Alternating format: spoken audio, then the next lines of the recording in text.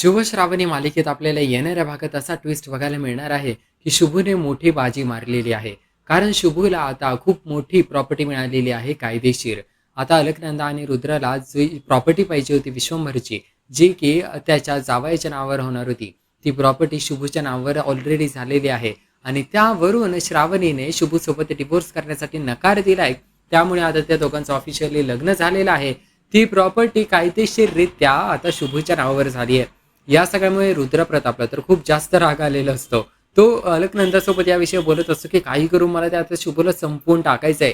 त्याला जर मारून टाकलं तर विषय संपला. श्रावणीला माझं व्हावंच लागेल. पण अलकनंदा बोलते, हे बघ, जरी तू त्याला मारलं तरी काही फरक पडणार नाहीये. प्रॉपर्टी आता त्याच्या नावावर झाली आहे. त्याची नाही राहिली तर त्याच्या घरच्यांच्या नावावर होईल. परंतु त्याला जिवंत ठेवणं गरजेचं आहे. आणि महत्त्वाची गोष्ट म्हणजे की विश्वंभरची देखील आता हालत खराब झाली आहे. तुम्हाला माहितीच असेल की विश्वंभरला देखील झटका आलेला असतो की श्रावणी त्यांच्या घरातून त्यांचं घर सोडून गेले. त्यामुळे आता याचमुळे अलकनंदाला भीती असते की विश्वंभरला देखील काय व्हायला नको. कारण विश्वंभर एक माणूस आहे जो की डिसाईड करू शकतो की त्याला त्याची प्रॉपर्टी शुभच्या नावावर नाही करायची म्हणून. परंतु जर त्याला काही झालं तर मग त्याची ती प्रॉपर्टी गेलीच, ती डायरेक्ट आता शुभच्या नावावर होईल. आणि याच टेन्शनमध्ये आता अलकनंदा आणि रुद्र असतो. त्याच वेळेस एक नोकर येतो पाणी घेऊन रुद्रकडे, आणि रुद्रने बघितलेलं नसतं, त्याच्या मागे असतो नोकर. तो असं मागे वळून बघतो, त्या ग्लासला धक्का लागतो, त्या ग्लासचं पाणी त्याच्या शूजवर पडतं. त्यामुळे रुद्रप्रतापला एवढा राग येतो. त्याचा सगळा राग तो त्या बिचाऱ्या नोकरवरती काढतो. त्या नोकराला सांगतो की तुझी लायकी आहे का माझ्या शूजवर पाणी पाडण्याची. आणि त्याचं तोंड घेतो, त्याच्या शूजला त्याचा नाक घासतो. अशा पद्धतीने रुद्रप्रताप त्या नोकराला टॉर्चर करत असतो. बिचारा नोकर हे सगळं सहन करतो आणि तो सॉरी सॉरी म्हणतो त्या रुद्रप्रतापला. आणि त्या म्हणजे रुद्राला किती राग आलाय ते आपल्याला दाखवण्याचा या सगळ्या सीनमध्ये प्रयत्न केला जातो. दुसरीकडे डॉक्टर आलेले असतात. विश्वंभरला त्यांनी चेक केलेलं आहे. विश्वंभरची अवस्था चांगली नाहीये, पण ते म्हणतात की याला हार्ट अटॅक वगैरे आलेलं तर नाहीये. जास्तीत जास्त यांना झटका आलाय, बीपी हाय झाला होता, त्यामुळेच हा प्रॉब्लेम झाला. पण हार्ट अटॅक आला नाहीये, त्यामुळे तुम्ही जास्त टेन्शन घेऊ नका. फक्त त्यांना तुम्ही टेन्शन देऊ नका. काही त्यांच्याकडे चुकीचं बोलू नका, ज्यामुळे त्यांना टेन्शन येईल. त्यांना टेन्शन आलं तर परत त्यांचा बीपी हाय होईल, त्यांच्या जीवाला धोका असू शकतो, असं डॉक्टर बोलतात. आणि अलकनंदा पण आता गप्प होते जरा. आता अशा पद्धतीचं सगळं सिच्युएशन झालेलं आहे. दुसरीकडे तुम्हाला माहितीच असेल, श्रावणीला आता तिच्या म्हणजे बाहेरचे दरवाजे कायमचे तिच्यासाठी बंद झालेत. तर आता ते जेव्हा सासरी गेलेली आहे, तेव्हा ती पाहते की तिकडे शुभसोबत ती आलेली असते. शोभा जी आहे म्हणजे शुभची बहीण, ती शोभा पाहते आणि म्हणते, बघा कोण आलेत. लक्ष्मीनारायणाचा जोडा आलाय ज्याने आपला अख्खा आयुष्य उद्ध्वस्त केलंय. तेव्हा शुभचे बाबा येऊन बघतात आणि ते पटकन माप तयार करतात, तांदूळ टाकून, आणि म्हणतात की आरतीचं ताट काय कर शोभा, आपली सून आली आहे. आणि शुभूचे बाबा तर खूप खुश असतात या सगळ्या सिच्युएशनला पाहून की आपली सून आली आहे म्हणून. आणि त्यावेळेस श्रावणीची तिकडे एंट्री होणार असते, ती माप ओलांडणार असते. तेवढ्यातच शुभूची आई तिकडे येते, जोरात किक मारते त्या माप म्हणजे ओलांडण्यासाठी ते जे बनवलेलं असतं त्याने, त्या कळशाला जोरात किक मारते. ते बाहेर उडून पडतं. आणि त्यानंतर मग शुभूची आई येऊन म्हणते की तू माझी सून नाहीये, या घरात पाऊल टाकायची हिंमत करू नकोस. जर तू या घरात पाऊल टाकलं तर तुझे हातपाय तोडून मी तुझ्या हातात देईल. अशा पद्धतीने शुभूची आई बोलते. श्रावणीला या सगळ्यामुळे मोठा धक्का बसलेला असतो. एका बाजूला शुभूचे वडील एकदम आनंदाने स्वागत करत असतात शुभ आणि श्रावणीचं. तर दुसरीकडे आई असते की ती त्या घरात घ्यायला तयार नसते त्या दोघांना. त्यावेळेस ती आई बोलते की या दोघांची काही लायकी नाही घरी येण्याची. कारण आज आपली सानिका पोटूशी आली आहे, तिचा नवरा तिला स्वीकारायला तयार नाहीये. आणि हे सगळं होतंय श्रावणी आणि शुभमुळे. श्रावणीमुळे शुभची ही अवस्था झाली आहे, आणि शुभमुळे माझ्या मुलीची ही अवस्था झाली आहे. अशा पद्धतीने म्हणजे सगळा ब्लेम अनुराधा नाव असतं शुभच्या आईचं. तर अनुराधाने सगळा ब्लेम टाकलेला आहे शुभवरती आणि श्रावणीवरती. त्यावेळेस मग ती बोलते की शुभची आई बोलते की तुझ्यामुळे आपल्या आज सानिकाच्या तोंडात अख्खं समाज शेण घालणार आहे. म्हणजे शुभच्या आईने कुठेतरी या सगळ्या परिस्थितीचा ब्लेम शुभवरती आणि श्रावणीवरती टाकलाय. जे काही केलं ते सानिकाने आणि इंद्रनीलने केलंय, त्यामुळे सानिका प्रेग्नेंट झाली आहे. आणि जी अट घातली आहे की शुभने स्वीटीसोबत लग्न केलं पाहिजे इंद्रनील आणि सानिकाचं लग्न होण्यासाठी, ती अट पण कोणी घातली? स्वीटीने घातली आहे. मग या सगळ्याचा दोष तर स्वीटीला दिला पाहिजे, किंवा त्या इंद्रनीलला आणि सानिकाला दिला पाहिजे. यामध्ये शुभ श्रावणीची काय चूक आहे? म्हणजे त्या जबरदस्ती शुभूने स्वीटीसोबत लग्न करायचं का तर सानिकाचं नाव खराब होऊ नये अशा चुकीसाठीची चूक त्यांनी स्वतःच केली आहे. याला काय अर्थ आहे?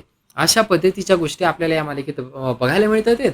आता श्रावणीला तर हे सगळं वागणं बिलकुल पटत नाही आणि ती अशा टाईपची की ती अशी सहन करणाऱ्यातली नाहीये. जेव्हा मग शुभूची आई असा दरवाजा त्यांच्या तोंडावर बंद करण्याचा प्रयत्न करते, तेव्हा तिच्या एका हाताने श्रावणी तो दरवाजा पकडून ठेवते, बंद होऊन देत नाही आणि उघडते आणि म्हणते, की "मी या घराची सून आहे. माझा या घरी येण्याचा हक्क आहे." तेव्हा शुभूचे बाबा देखील शुभूच्या आईला समजावतात. ते सांगतात, की "हे बघ, हे जे घर आहे ते आपल्याला शुभूने मिळवून दिलंय. एका रात्रीत त्याने हे घर मिळवून दिलंय. आपल्याला जेव्हा घराची गरज होती." आणि महत्त्वाची गोष्ट म्हणजे, की हे घर त्याने मिळवून दिलंय आणि त्यावरून आता कायदेशीररित्या देवा-ब्राह्मणाच्या साक्षीने त्याचं लग्न झालंय श्रावणीसोबत.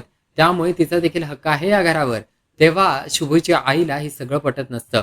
ती बोलत असते, की काही असू द्या, पण हिच्यामुळे आपलं तर वाटोळं झालंय ना, त्यामुळे काही जाऊ द्या, म्हणजे ह्यांना कुठं बाहेर राहू द्या, रस्त्यावर राहू द्या, भीक मागू द्या.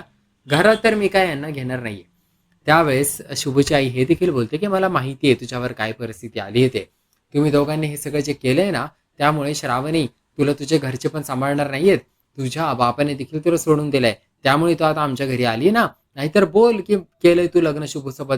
घे तुझ्या जावयाला आणि जा आणि राहा तुमच्या सासरी. पण नाही राहू शकत तू, कारण ते पण दरवाजे तुझ्यासाठी बंद झालेत. म्हणून तू आमच्याकडे आली आहे." असं शुभची आई बोलते. ती बोलते, की "मी तर तुला या घरात स्वीकारणार नाहीये." श्रावणी त्यावेळेस मग शुभच्या आईला शेवटी हे समजावण्याचा प्रयत्न करते, की "ठीक आहे, तुम्ही मला स्वीकारत नाही आहात, पण आपण या सगळ्या गोष्टीबद्दल चर्चा करूया. हे बघा, शुभ आत्ताच हॉस्पिटलमधून आलाय. त्याची तब्येत ते ठीक नाहीये. त्याला आरामाची गरज आहे. मी देखील या घराची सून आहे कायदेशीररित्या. त्यामुळे तुमचं हे घर, हा संसार हेच आता माझं आयुष्य आहे." आणि असं श्रावणी बोलत असते आणि ती म्हणते, "आधी आपण घरात जाऊया, सगळ्या गोष्टींविषयी चर्चा करूया आणि मग ठरवूया काय करायचंय ते." पण शुभची आई बोलते, "ठीक आहे. तुला जर आपल्या घरात, आमच्या घरात सून म्हणून यायची एवढीच हौस लागली आहे ना, ठीक आहे. मी करेल तुझा स्वीकार सून म्हणून." हे ऐकून शुभ आणि श्रावणीला वाटतं, "अरे बापरे! अचानक आईला काय झालं? हिने असं बोललंय म्हणजे यामागे काही ना काही गडबड नक्की असणार आहे." तर त्यावेळेस मग शुभची आई बोलते, की "मी तुला स्वीकार करेल सून म्हणून, पण माझी एक अट आहे आणि ती अट तुला मान्य करावी लागेल आणि एक नाही, माझ्या अनेक अटी आहेत." असं बोलून शुभची आई श्रावणीचा हात घेते, तो शुभच्या डोक्यावर ठेवते आणि तिला अटी घालायला सांगते. ती बोलते, की "मी तुला अट घालणार आहेत काही आणि त्या अटी तुला पूर्ण कराव्या लागतील. मगच तू आमच्या घरात सून म्हणून येऊ शकते." त्यावेळेस शुभूच्या वडिलांना हे सगळं काही पटत नसतं. ते शुभूच्या आईला म्हणतात, की "काय चाललंय तुझं? अरे बाई, हे काय कसल्या अटी घालतीये तू?" आणि त्यावेळेस मग ती बोलते, की "जर हिला एवढी हौस लागून राहिली ना आमच्या घरात सून म्हणून यायची, तर तिला अटी देखील पूर्ण करावेच लागतील." आणि श्रावणीला देखील आता चॅलेंज भेटलंय. चॅलेंज म्हणलं, की ते तिला तर चॅलेंज पूर्ण करायचंच. तिच्या इगोवरती आलंय आता. त्यामुळे श्रावणी बोलते, "ठीक आहे." ती शुभूच्या डोक्यावर हात ठेवते आणि बोलते, "काय आहेत तुमच्या अटी मला सांगा." आता शुभूच्या आईने 100% क्लिअरली सांगितलेलं नाही, की त्यांच्या काय-काय अटी आहेत. काहीतरी जबरदस्त अटी ते नक्की घालणार आहेत. ज्यामुळे मोठा प्रॉब्लेम येणार आहे नक्कीच श्रावणीवरती. दुसरी गोष्ट म्हणजे, की शुभला अजून माहिती नाहीये, पण शुभच्या नावावर आता भरपूर प्रॉपर्टी आलेली आहे लीगली. लीगली तो भरपूर प्रॉपर्टी आता घेऊ शकतो त्याच्या नावावरती विश्वंभरमुळे. कारण त्याच्या जावयाला त्याची प्रॉपर्टी जाणार होती आणि त्यामुळे आता शुभला माहिती तर नाही या सगळ्या विषयी. अलकनंतर रुद्राला हे सांगते, की आपण जर या प्रॉपर्टीबद्दल काही पण करण्याचा प्रयत्न केला, काही कारस्थान करण्याचा प्रयत्न केला, तर शुभला आयडिया लागेल. त्याला तो माहिती काढायचा प्रयत्न करेल आणि त्याला कुठून ना कुठून वकिलांकडून समजेल, की त्याच्या नावावर भरपूर प्रॉपर्टी आली आहे. शुभला हे कळता कामा नाही, कारण शुभ आता गरिबीत जगतोय. त्याला गरिबीतच जगून दिला पाहिजे आणि आपल्याला विश्वंभरचा वापर करावा लागेल ती प्रॉपर्टी परत मिळवण्यासाठी. परंतु सध्या तरी कायदेशीररित्या शुभला प्रॉपर्टी मिळालेली आहे. शुभला माहिती नाहीये, पण त्यांनी नकळत एक मोठी बाजी मारली आहे. प्रॉपर्टी तरी मिळवली आहे ना कमीत कमी त्याने. आणि बघूया आता या सगळ्या गोष्टी मालिकेत नेमकं कशा घडून येत आहेत, काय-काय होतंय नेमक्या मालिकेत. या सगळ्यावर तुमचं काय मत आहे नक्की मला कमेंट करून सांगा या व्हिडिओखाली. असेच मालिकांचे अपडेट्स मिळवायचे असतील तर मी तुमचा मन्या भाऊ तुमच्यासाठी रेग्युलर मालिकांचे अपडेट्स घेऊन येत असतो. त्यासाठी आपल्या यूट्यूब चॅनलला लगेच सबस्क्राईब करा. आपण भेटूया मालिकेच्या पुढील भागामध्ये आणि पाहूया मालिकेत नवनवीन अजून काय काय घडतंय ते.